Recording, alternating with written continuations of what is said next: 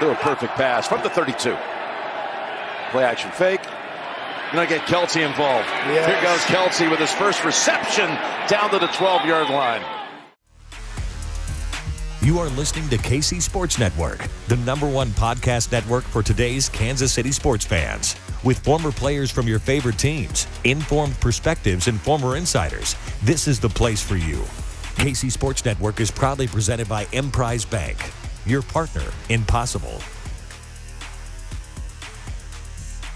What's up, Chiefs Kingdom? Thanks for tuning in to this episode of KCSN Update, presented by our friends over at DraftKings. It's Wednesday, and that means, we bring on the YouTube legend Brett Kollmann to talk a little Chiefs and Broncos with us this matchup and educate me a little bit more on just all I know about the Broncos is making fun of the trade for Russell Wilson and how bad they've been struggling on the offensive side of the ball. But there is a lot to talk about, especially with their defense and the way they've been playing, and just educate us a little bit more from Brett on what they like to do and what the Chiefs will be facing on Sunday. But before we do that, I do have a nice little stat for you. For those who don't know, the Chiefs have won the past 13 straight matchups against the Broncos. That's a franchise record for the most wins against a single opponent. And a win this week would move the Chiefs to the 5th longest winning streak against a single opponent in NFL history. That is pure domination. Patrick Mahomes never lost to the Broncos in his career. I'm sure it's something that the broadcast will talk about. One of the reasons I'm sure that the Broncos made that trade for Russell Wilson was to stop getting dominated by the Chiefs, and instead they just get dominated by everybody because it is not working out. And let's talk about it. Let's bring on Brett right now and talk a little Chiefs Broncos. Brett, you've got your Rob Lowe hat on. If anybody watching on YouTube or not watching on YouTube, it's black NFL hat, just very right down the middle.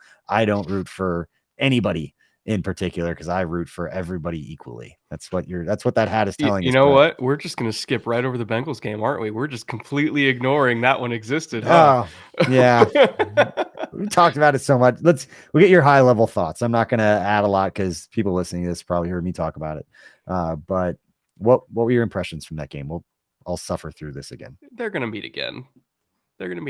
And I mean, it's so funny because, Nick Wright, who Chiefs fans love, most Chiefs fans love, he always talks about, it can't be a rivalry if only one team wins. And he always says that about Buffalo. And then he's like, the Bengals are a great rival to the Chiefs. And it's like, we got to pick one here, Yeah, that's a solid point. But I will say, the Bengals are specifically a tough matchup for the Chiefs because, again, it's a young secondary. Like, McDuffie held up well. I do want to set aside that note. He held up really well. Joshua Williams, 3rd and 11, game on the line. It wasn't bad coverage, but T. Higgins is going to T. Higgins sometimes. It happens. Yeah. And there was the Kelce fumble, just kind of everything that possibly could have gone wrong went wrong. And they still barely lost. So they're going to meet again, and it's going to be a great game. Again, because that's just what happens when these two teams face each other. I will say, schematically speaking, there was some applicable things that we saw in the Bengals game to what's about to happen in the Denver game. And this is a great lead in. For the most part, Pat was very efficient. The Bengals kind of played a little bit of everything. We saw, quote unquote, a lot of zero. It's like 10% zero, relatively speaking, but most of that was in the red zone. The one time they called zero outside of the red zone, Pat was like, cool, thanks for the free yards, and hit that bomb to MVS on the seam alert. So they didn't call it outside of the red zone ever again. We saw a little bit of cover 1, which Pat shredded. We saw a little bit of cover 3, which for the most part, he did pretty well against.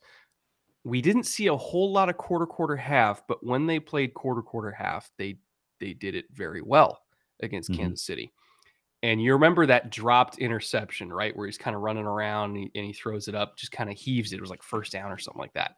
And we're like, oh my God, what are you doing? That was against quarter half, but it was played a very interesting way, which I think applies to the Broncos game, where typically when you're going to play quarter half, you're going to have a quarter, and then the quarter and quarter side is going to be to the passing strength of formation, like where the majority of eligible receivers are. And then, especially if it's to the short side of the field, if you only have one guy over there, you're going to play half field. You're going to play cover 2 to that side because it basically acts as like a high-low bracket. You can't really attack the flat, can't really attack the hook, can't really attack over the top. We're just going to lock down these 2 guys.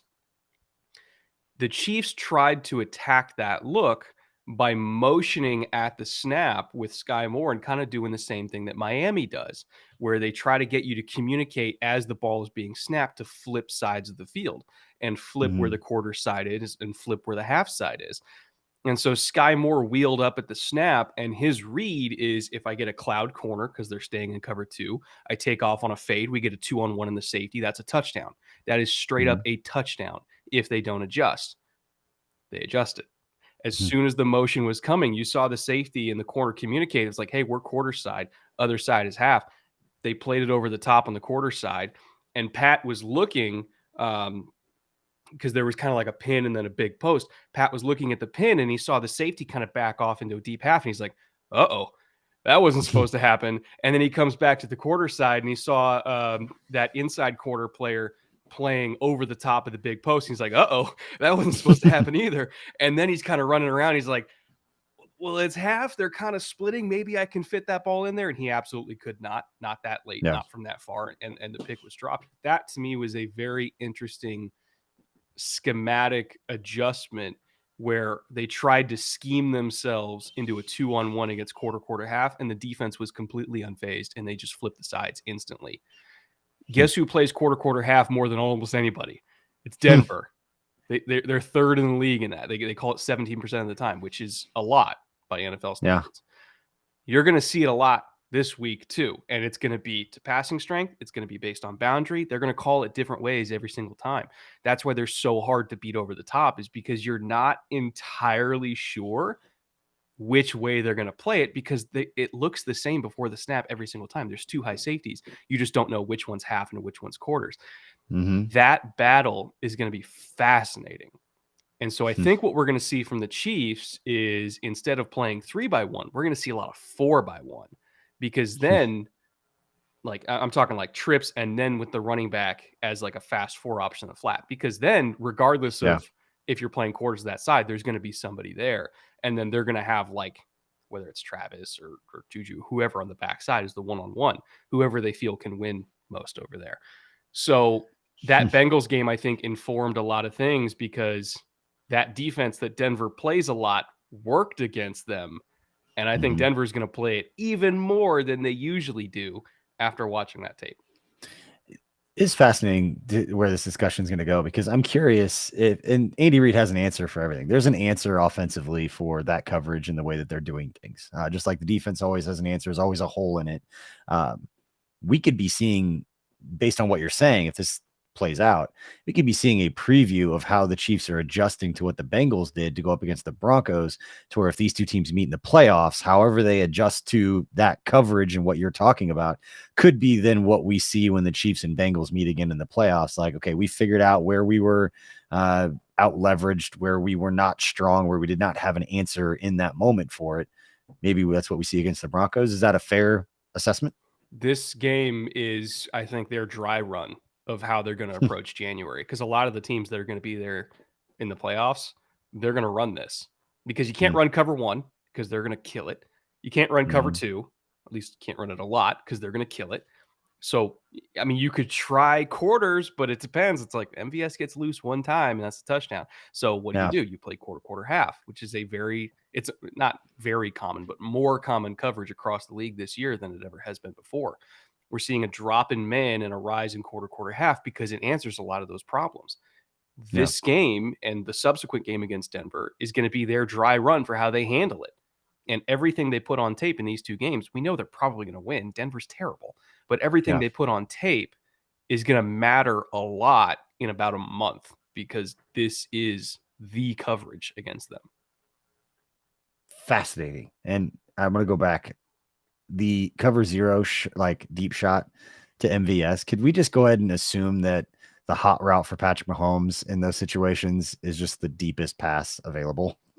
It's funny like, because Miami, he's not getting the ball out quick down like in the flat or like. Well, he can like that's the thing is he can do that, but it's the same thing that happened. Miami against Detroit. Detroit stopped calling covers. Like, they were leading the league in cover zero. They stopped calling cover zero after the Miami game because Tua did the exact same thing. The only reason it wasn't a house call, ironically, he threw it to Tyreek.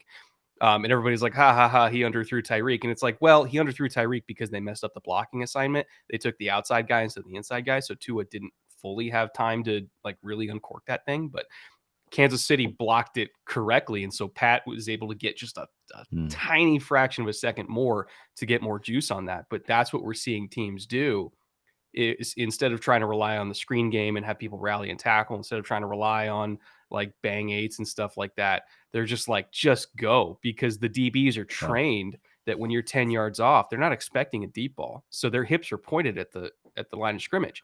They're like, just go, I'll get it to you. And I guarantee you, after seeing that, nobody's calling zero against the Chiefs for the rest of the year, at least outside the red zone. Nobody's going to do it because he can make that throw. And that was the signal flare of like, hey, don't call that on us. You're going to get punished. All right, good stuff. We're talking with YouTube legend Brett Kollmann. Make sure to check him out on social media at Brett Kollmann. You can find his YouTube channel, and he also does a lot of work with bootleg football. If you like this kind of content, you can find it across the entire NFL. You do quite a bit of Chief stuff with what you do, but you can find his content there. Make sure to check that out. But Brett, let's talk about the Broncos specifically and what you've seen from them this year and what they like to do schematically.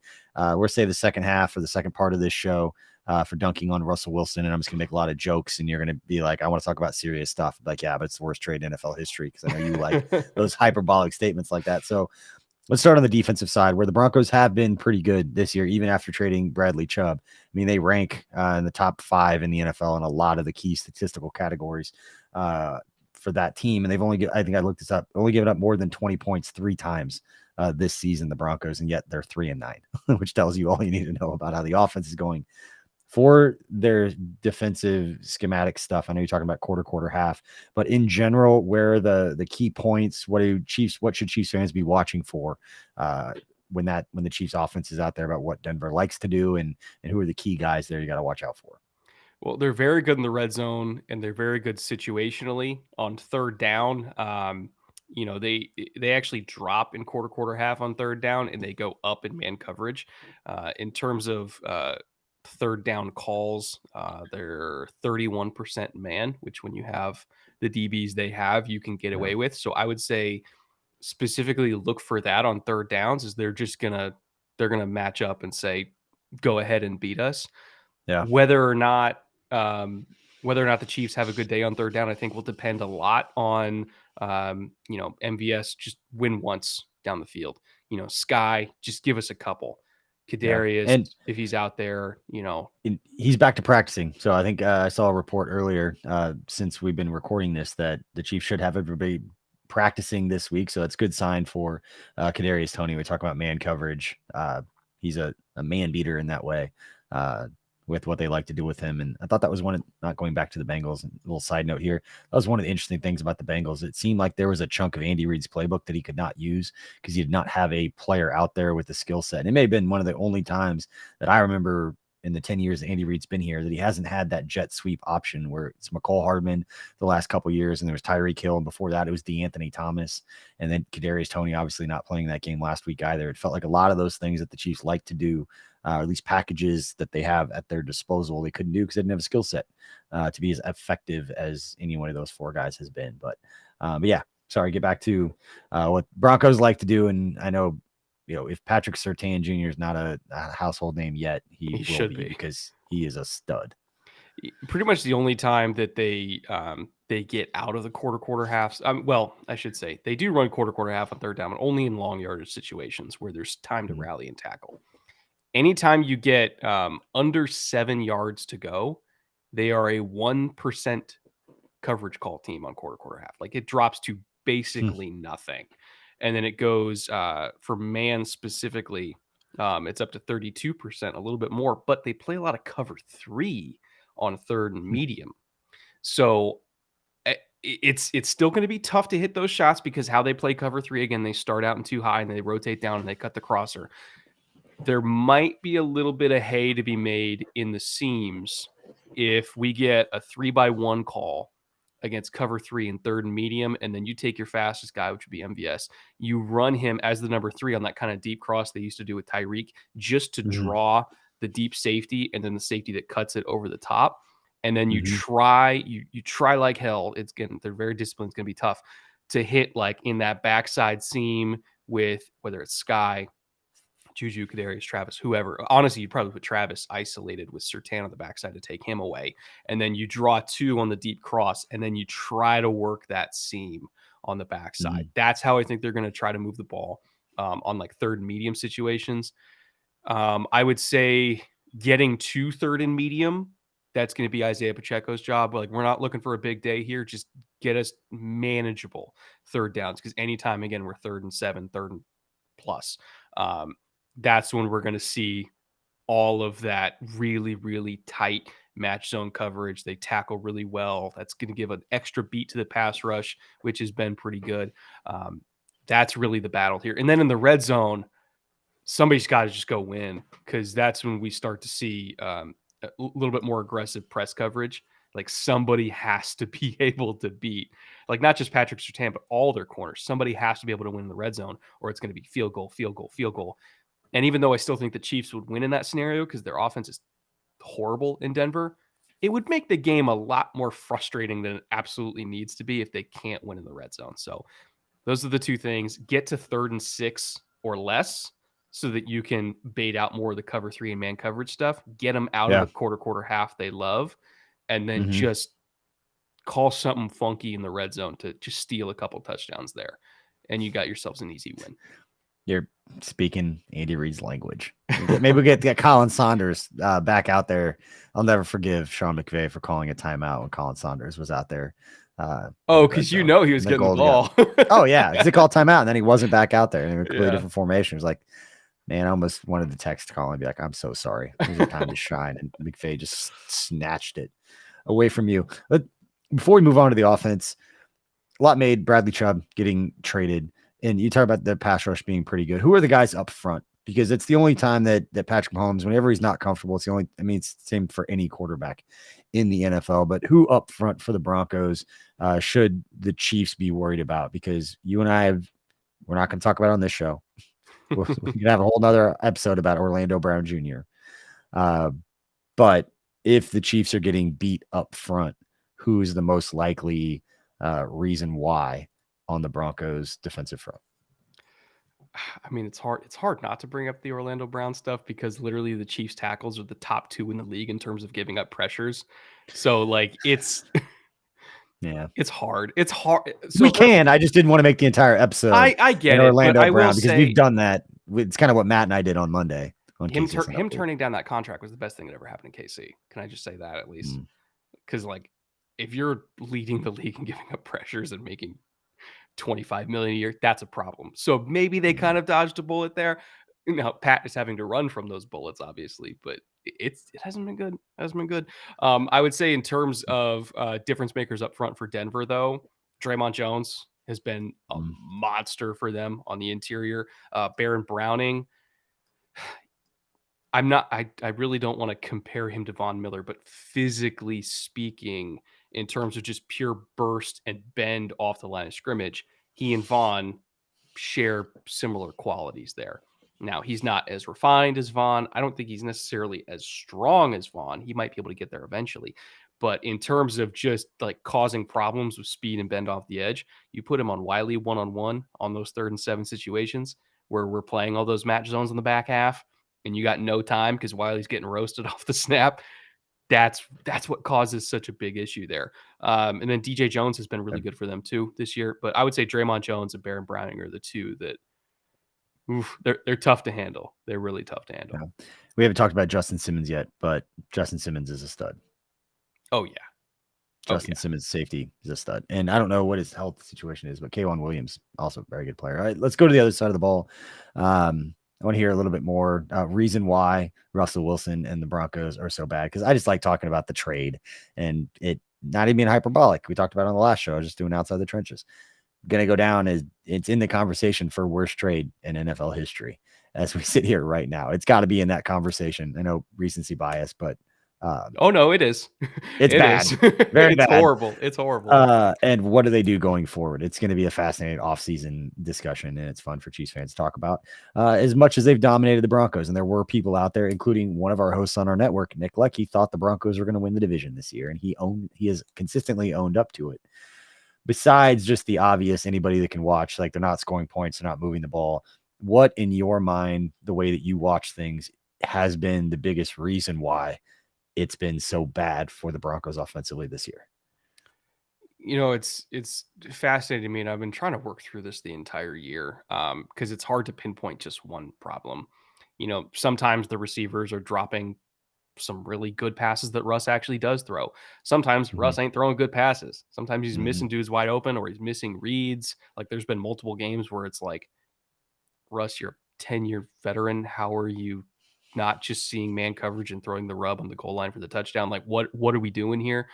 So I would say there's missed reads, there's missed balls. The receivers aren't making plays. The offensive line, the run game. Like there was a period of time where Melvin Gordon just wouldn't stop freaking fumbling. From week to week, there's a different problem every single game, but it all adds up to them being the worst offense in the league and not particularly close. So as for what the issue is going to be this week, I don't know, but I know there's going to be a problem, and it's going to be one of those things, either the run game not working, pass protection being bad, receivers not making plays, Russ not making plays. And then you factor in the whole, he's not as mobile as he used to be to create magic out of nothing. And it just seems like the vibes on the locker room are atrocious. It matters. What matters. It matters. It doesn't matter. Yeah. So it's everything. Like there's no one problem. It's everything. That's why they're scoring, like a good day for them is 16 points. That's a good quarter for Kansas City. Yeah. If they'd score 18 points in every game this year, they'd be like 8-5 or 8-4 right now, something like that. Like the defense has been that good and the offense has been that bad. Since what you know about Steve Spagnuolo, what he likes to do, and what you've seen from the Broncos this year, what do you expect the Chiefs defense to come out and do? Is this going to be one of those aggressive, like we're going to send the house, we're going to blitz a lot and make them communicate, make them do different things? Like, what do you expect to happen in this matchup for fans who are watching, that they can kind of know what to look for? I actually do expect a lot of blitzes because he's not as mobile as he used to be. And so all that kind of Russell Wilson get out of tackles magic and then make plays in space, he's not doing that this year. So yeah, I would send 5 and 6 guys on every third down and make him beat you from the pocket, which this year he has not been able to do because he's not going to get out of the pocket. And I would kind of overplay, like I would like put my DBs and outside leverage on any 5 and 6 man pressure and like make him beat you over the middle, because this Chiefs team, something that I've always admired from them over the last few years is if their interior guys aren't getting home, because a lot of the time their job is just to take up blockers, those hands are going up. And I think that we're going to get some batted balls. If the DBs are on their game, those batted balls can turn into turnovers. But I would literally just force him to beat pressure over the middle and just try to get some batted balls and try to get some pressures, let Chris Jones do his thing. And I just think that there's going to be enough mistakes generated by that approach on third down that, you give Mahomes a couple extra possessions and game's a wrap. Yeah. What are the skill guys? I know Latavius Murray, veteran, been around, seems to provide somewhat of a spark, or at least it's just by sheer somebody's got to get the ball and he's going to be the one to do it. That's it. Yeah. Is that what it is? All right. Yeah. I'm not going to pretend to have watched a ton of Broncos film this year. I'm not going to guess like that and do that deal. So who are the skill guys that Chiefs fans should worry about if the Broncos do go out there and make plays? Who are the guys that are going to do it? The thing is that I don't really think that there are any at this point. Courtland is so talented, and I think that in any given week, he could go up and post up over somebody, but like Jerry Jeudy has not had a good year. That's so surprising. You kind of ignore the box score on him, and you look at like the actual tape, because there's been so much meat left on the bone with him. And I just like, if they tried to trade him, I don't think they get a first round pick. They might not even get a second round pick. Like, it's been that inconsistent with him. And not that Courtland's been amazingly consistent himself, but it's been better. And I still think that there's more potential with Cortland to hurt you. But if you put McDuffie on Cortland right now, I'd probably lean McDuffie based on what we saw last week. So wow. Unless Judy is getting wide ass open and Russ is delivering a perfect ball right in the pillow, I don't trust him to be the game breaker to win that game for the Broncos. Like this receiving core on paper coming into the year was supposed to be really good, and they have massively underperformed for what we think they're capable of. Right. God, who was it that got hurt preseason? Big 6'4" Tim Patrick. Tim Patrick. That was, little did we know, the glue guy of all glue guys. Apparently, that's the whole key to the Broncos season. Well, if you need a Tim Patrick being play, injured. it's 3rd and 6, and you throw it up, he would actually catch the ball. He would actually make a play. He wouldn't dominate the stat line, but if you need to keep the offense functional, he was the guy to do it. And I guess I didn't realize that till like 3 weeks into the season, where I was like, God, they really miss Tim Patrick. And yeah, they do. Anybody over there realized that. But when you say like underperforming first round pick, and like if he was on any other team, that's like got Brett Veach's music. It's like, I'll trade for that guy. 0 chance they're trading him. And I will say this. I was very unhappy. I thought Greg Dulcich would make a bigger impact. I really liked him coming out of the draft. And when he went to the Broncos, like if they use him correctly with Russell Wilson being able to, find open guys with the receiving core that they had, I thought Dulcich was, and I still think he's got a bright future. He's a talented kid. He can move well for a tight end. I thought he was going to be more developed at this point in how they could utilize him. But yeah, it's just a hot mess for so many different reasons. What else stands out to you about this matchup, just on either side of the ball, or just schematically when previewing Chiefs and Broncos on Sunday?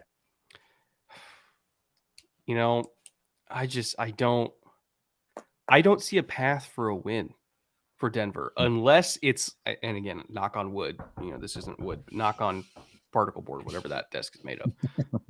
Unless it's like the Colts game, where some real funky stuff happens on like special teams and unless it's like that, I don't see a path to victory.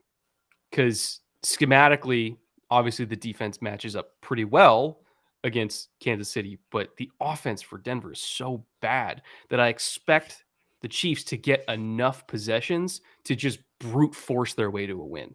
Like you can't hold Mahomes down that many times in a row, 9, 10 possessions. When your offense is consistently giving away terrible field position and also giving the ball away and not scoring themselves, like, do you expect them to hold up for 10 possessions against the Chiefs? Like, you can get 4 or 5 stops. Are you getting 10? No. So even if it's 18-9, let's say the Chiefs have a game like they did a couple weeks ago where they are horrible in the red zone. It's field goal. Do you expect the Broncos to get to 18 points? No. So I don't see a path to victory here. I really don't. All right. That put me in a good enough mood. We can go back and talk a little Chiefs Bengals, because I am curious, and you're so well versed in what's happening on the field and kind of understanding the chess match as best anybody can from the outside. But you study this stuff, you know what's going on. Is there any reason for concern based on what you watched between the Chiefs and Bengals that even schematically or execution that Chiefs fans should be aware of? Because if they lose, everybody gets emotional just as a fan base. Everybody's pissed off. Fire this guy, fire that guy. I know there was no pressure on Joe Burrow. He had 1 quarterback hit in that game. Spagnuolo, they tried to blitz. When they blitzed, it did not work. When they sat back, tried to rally tackle, they couldn't freaking tackle. And so like nothing was really working on the execution standpoint. But was there anything schematically that you feel like the Chiefs need to, you talked about the quarter half, but anything schematically that you saw in that game that should give fans cause for concern, that is something that the Chiefs are, I don't say not capable of doing, but something that has to change based on not being successful in one particular area or not? They did play a lot of like true quarters in that game. And I think that was a reflection of how they opted to handle the Bengals personnel. The problem is I just don't think the secondary outside of McDuffie was ready for that, because quarters, like, it's a zone coverage, but it turns into man real quick. Like quarters is basically just their way of like after half a second, usually like everybody's just on their assignment in quarters, and like there's not a whole lot of pass offs like in like true spot drop, cover 2, cover 3. Not a whole lot of pass offs. It's basically just find your guy. There's your guy. And so based on that, it's actually relatively easy to dictate matchups because if it's a high percentage quarters team in certain situations, you're putting Jamar backside, so you're relatively sure that they're gonna in and out kind of bracket that with the backside safety, and so you got 4/3 on the front side.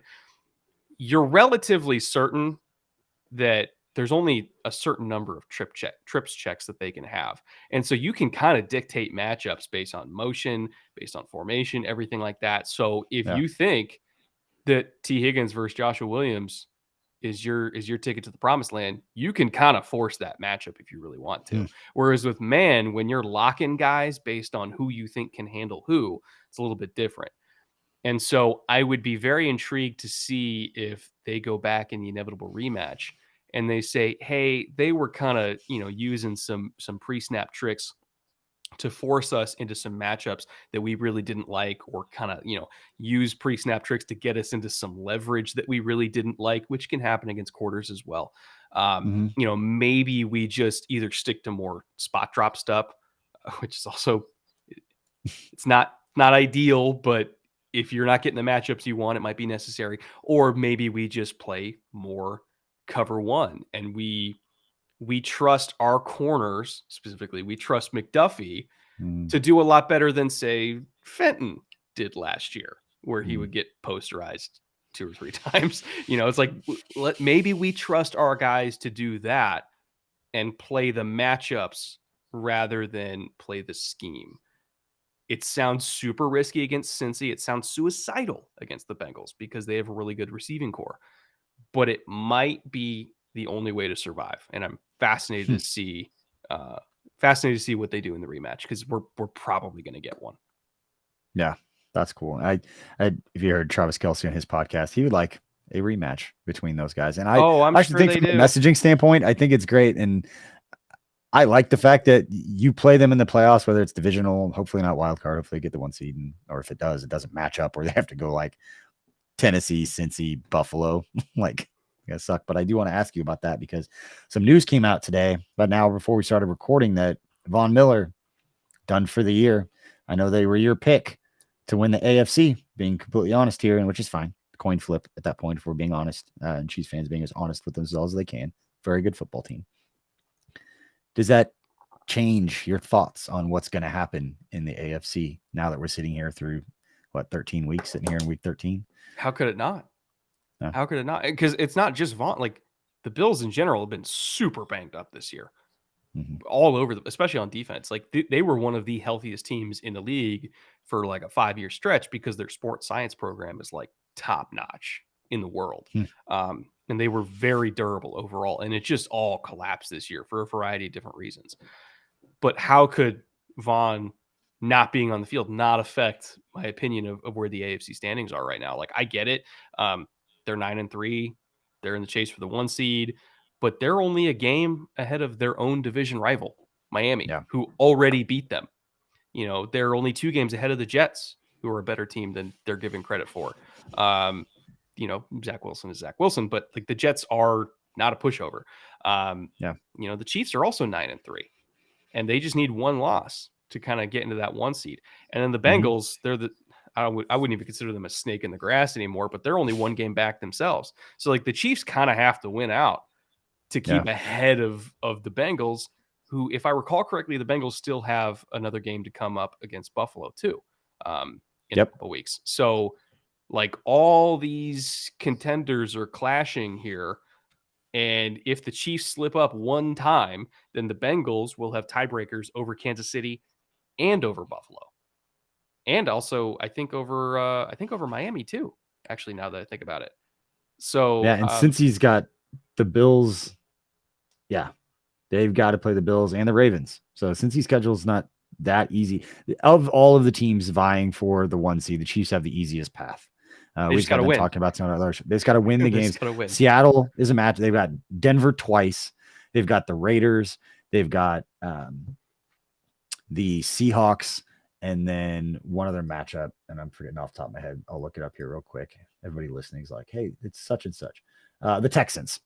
So they're on the road against the Texans. So you've got Seattle, 2 games against Denver. Anything can happen. It's the NFL. If the Chiefs play average football in those games, they're going to win. They are going to win out and go 5-0. I don't think Buffalo's going to win out. And that's the only team, if the Chiefs don't slip up, that holds that tiebreaker on them. There's just too much stuff for Buffalo.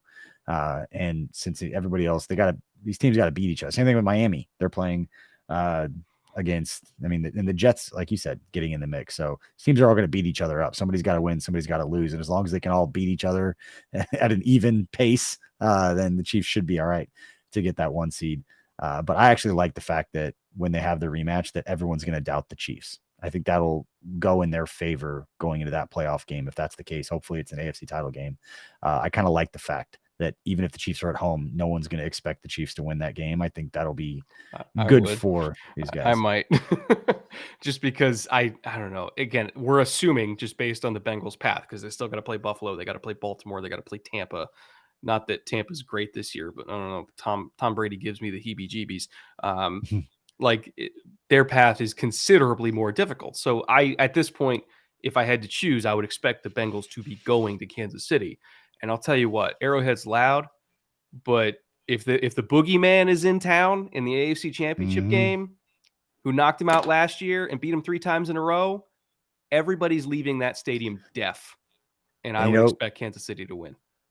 And you know what would be crazier is there's still a part of me that thinks the Bengals would be favored going into that game, depending on injuries and all those things.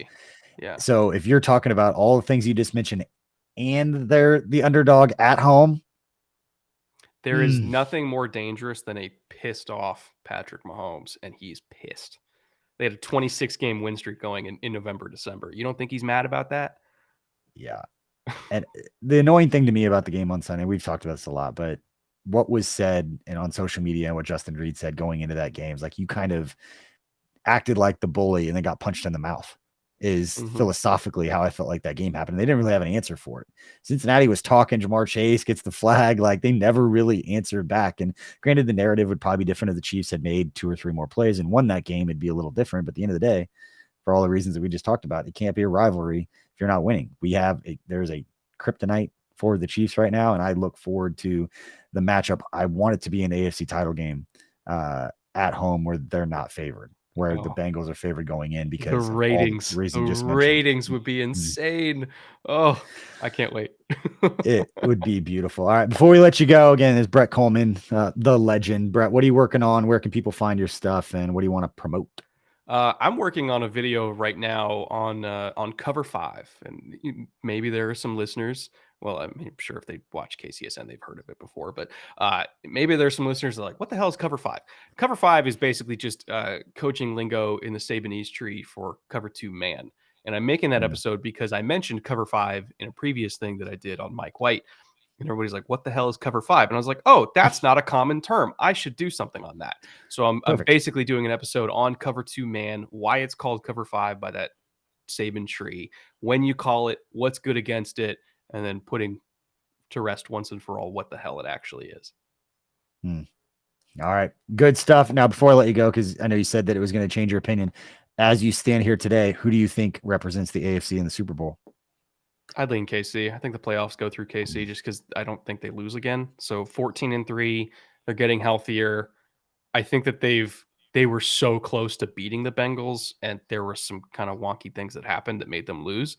And I think that schematically, they're going to learn some lessons. It's going to be a tough grind, man. Like there's a lot of good AFC teams, but because Vaughn is hurt and the Bengals and the Bills are just continuously injured this year, like straight up healthy team versus healthy team, I would lean Buffalo. But as it stands right now, Kansas City's still amazing. I would lean them.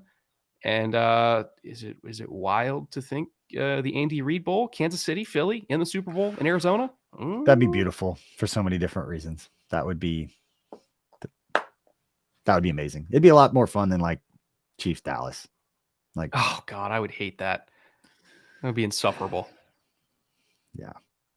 Yeah. Like nothing. Other fan bases were bad. That would just get it would suck the air out of the room to me.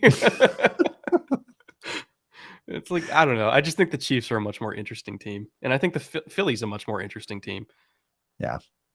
That'd be fun. It would be the Andy Reid Bowl. And I would just love it because all the really good stories about Andy Reid would come out and people would learn more about everything and hopefully his personality. They'd try to get him to do stuff and he'd say, no, I'm here to coach football. And it would just be a fun thing to see how much stuff he'd actually do going into that. But all right, everybody, we appreciate you for tuning in to this episode of KCSN Update. Brett joins us every Wednesday here. And again, you can find his stuff. You can find him on social media at Brett Kollmann, find his YouTube channel under the same name or at Bootleg Football. And we appreciate all you for hanging out and following us here at KC Sports Network. We'll have more good content coming up, getting you ready for the Chiefs and Broncos on Sunday. So hit that like and subscribe if you're watching on YouTube. Follow us on your favorite podcasting platform. And don't forget, we've got a lot of college content, whether it's KU, K-State, Mizzou, whoever your team is here in the area. We've got you covered. So appreciate you all for hanging out. We'll see you next time.